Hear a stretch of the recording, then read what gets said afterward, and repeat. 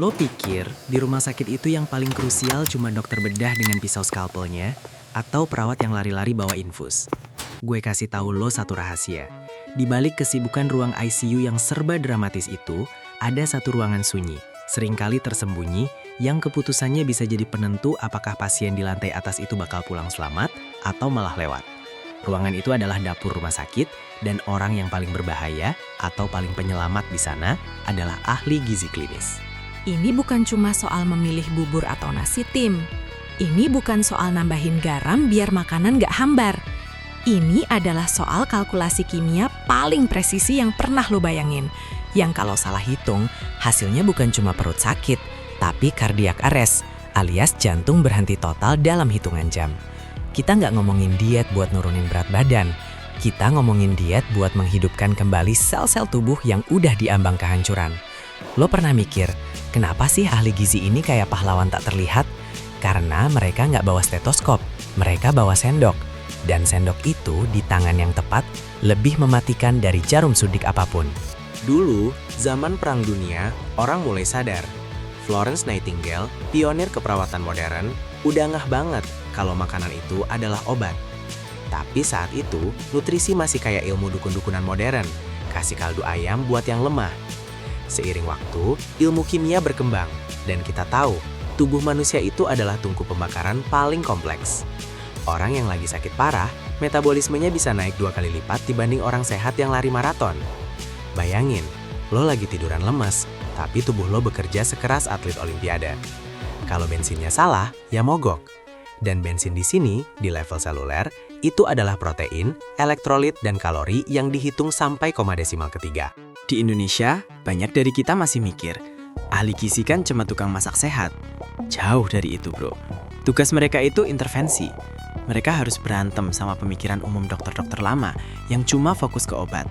Lupa kalau pasien yang udah berhari-hari nggak makan atau pasien yang ususnya udah dipotong nggak akan bisa sembuh cuma dari antibiotik. Mereka itu negosiator antara tubuh yang sekarat dan kebutuhan energi yang nggak masuk akal. Ini tentang sindrom malnutrisi rumah sakit yang angkanya gila-gilaan. Di beberapa negara, lebih dari 50% pasien rawat inap itu mengalami malnutrisi, yang otomatis bikin proses penyembuhan mereka gagal total. Bahkan seringnya malah jadi penyebab kematian terselubung. Kita akan bongkar 3 kasus paling kritis, di mana 1 sendok makanan yang salah bisa jadi pengantar ke liang lahat. Dan keputusan seorang ahli gizi adalah satu-satunya benteng terakhir antara pasien dan malaikat maut. Siap-siap, karena setelah ini, lo gak akan pernah lagi ngeliat piring makanan rumah sakit dengan cara yang sama. Ini fakta kritis, di balik pintu dapur rumah sakit. Gua akan mulai dengan kasus yang paling klasik, paling menipu, dan paling fatal. Refeeding syndrome. Bayangin ada pasien, sebut aja Pak Budi. Udah 3 minggu nggak bisa makan layak karena suatu penyakit kronis.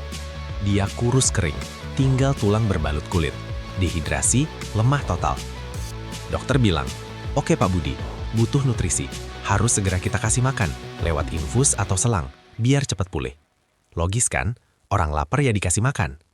Tapi disinilah logika umum bertemu dengan realitas kimia tubuh yang brutal. Ahli gizi klinis yang masuk ke ruangan Pak Budi itu bukan lagi mikirin berapa banyak protein yang harus dikasih, tapi seberapa sedikit makanan yang boleh masuk. Kenapa? Karena di dalam tubuh Pak Budi yang kelaparan itu ada bom waktu yang udah disetel. Dan bom itu siap meledak begitu dia menerima asupan nutrisi yang terlalu banyak atau terlalu cepat. Nama bomnya adalah refeeding syndrome.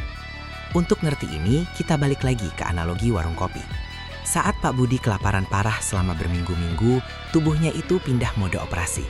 Gak ada karbohidrat, jadi tubuh harus pakai cadangan lain. Dia mulai bakar lemak dan protein di ototnya sendiri buat jadi energi. Ini namanya mode ketosis. Pada mode ini, tubuh memproduksi hormon glukagon dan epinefrin, sementara produksi insulin itu nyaris nol. Elektrolit di dalam darahnya mungkin terlihat normal, tapi di dalam sel, cadangan mereka udah terkuras habis buat menopang fungsi organ vital. Ibaratnya, rekening banknya udah nol, tapi dia masih bisa pakai kartu kredit lama.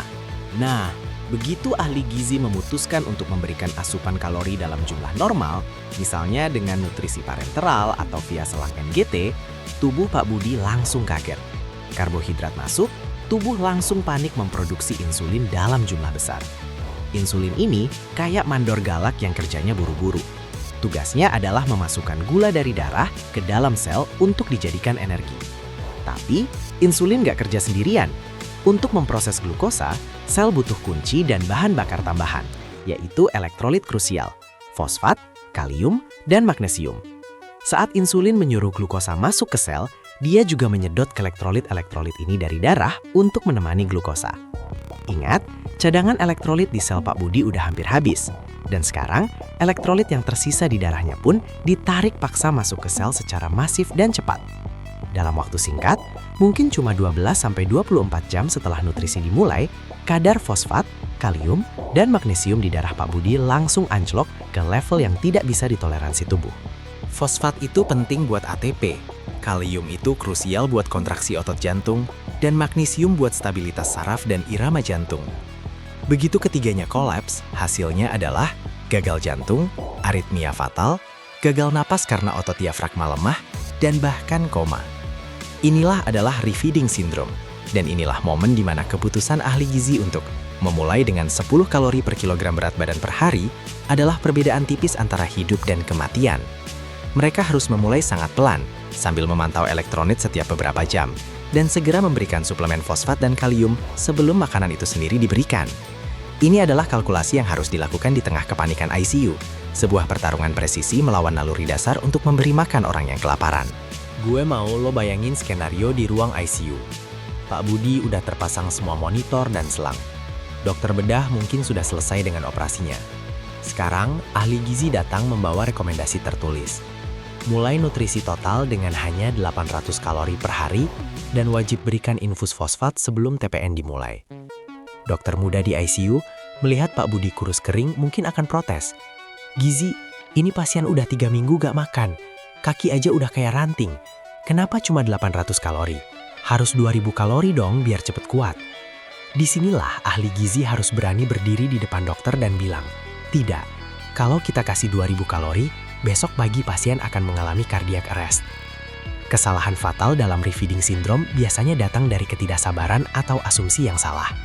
Misalnya, AG sudah menghitung dan meresepkan diet rendah kalori. Tapi kemudian perawat yang kasihan atau dokter jaga yang kurang paham tanpa sengaja memberikan cairan infus dextrose tambahan yang tidak masuk dalam perhitungan kalori nutrisi. Dextrose itu karbohidrat murni, langsung memicu lonjakan insulin yang sama berbahayanya. Dalam sekejap, rencana nutrisi presisi AG langsung amburadul.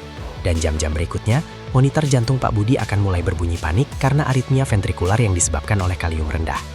Ahli gizi dalam kasus refeeding ini harus punya mata elang. Mereka bukan hanya menghitung berapa gram protein, tapi juga harus memprediksi pergeseran cairan serta memilih rute pemberian nutrisi yang paling aman. Ini benar-benar seni memulai, di mana penentuan jumlah mililiter per jam di hari pertama adalah penentuan hidup mati. AG harus memastikan bahwa kelaparan yang berkepanjangan tidak diakhiri dengan kekenyangan yang mematikan. Kalau refeeding syndrome itu kasus kekurangan yang harus diatasi dengan hati-hati, kasus trauma berat dan luka bakar parah adalah kasus kelebihan energi yang tidak terkontrol. Dan di sini, ahli gizi berperan sebagai penjinak api. Bayangkan korban kecelakaan parah atau pasien dengan luka bakar 40-50% tubuh. Kelihatannya mereka cuma terbaring di ranjang, tapi di dalam, tubuh mereka sedang mengalami krisis energi paling gila yang pernah ada, hipermetabolisme. Apa itu hipermetabolisme? Anggaplah tubuh lo itu mesin mobil. Kalau lo lagi istirahat, mesinnya idle. Kalau lo lari, mesinnya gas penuh. Kalau lo trauma parah atau terbakar, mesin lo bukan cuma gas penuh, tapi jarum RPM-nya udah nembus zona merah, melebihi batas kemampuan normal. Tubuh pasien ini memproduksi hormon stres dalam jumlah masif. Hormon ini berfungsi untuk memobilisasi semua cadangan energi secepat mungkin untuk memperbaiki kerusakan. Akibatnya, tingkat metabolisme basal mereka bisa melonjak hingga 150% sampai 200% di atas normal. Mereka membakar kalori dan protein seperti jet tempur yang menghabiskan bahan bakar. Bagi ahli gizi, tantangannya ada dua. Pertama, menghentikan pembakaran diri yang sangat cepat. Kedua, menyediakan bahan baku yang super spesifik untuk menyembuhkan luka dan membangun kembali jaringan. Kalau AG salah hitung, misalnya cuma kasih 2000 kalori, apa yang terjadi? Tubuh akan panik. Karena asupan kalori dan protein dari luar kurang, tubuh akan mulai memakan dirinya sendiri. Tapi, ini juga jebakan. Kalau AG kasih kalori terlalu banyak, ini juga fatal. Kelebihan kalori yang diproses akan menghasilkan karbon dioksida berlebih sebagai produk sampingan. Ingat, pasien luka bakar seringkali punya masalah pernafasan, apalagi kalau mereka pakai ventilator. Kelebihan CO2 ini bisa menyebabkan respiratory quotient pasien melonjak yang membuat ventilator harus bekerja lebih keras, dan pasien jadi sulit dilepas dari alat bantu napas. Ini bukan lagi soal makanan, ini soal fisika pernafasan yang dipengaruhi oleh menu makan malam. AG harus melakukan perhitungan yang sangat rumit, seringkali menggunakan formula khusus untuk luka bakar.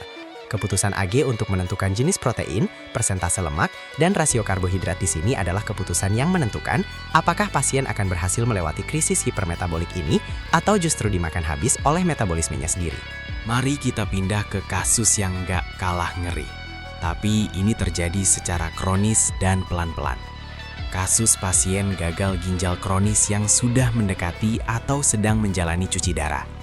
Lo tahu, kalau ginjal udah rusak, dia gak bisa lagi berfungsi sebagai filter. Semua yang kita makan yang harusnya dibuang, semuanya numpuk di darah. Di sini ahli gizi bukan lagi pahlawan yang memberi makan, tapi ahli kimia yang harus melarang makanan sehat tertentu. Gue mau lo pahami, bagi pasien CKD, makanan yang selama ini kita anggap super sehat, kayak pisang, alpukat, atau jus jeruk, itu bisa jadi racun mematikan dalam hitungan jam. Kenapa? Karena kandungan kalium di dalamnya sangat tinggi.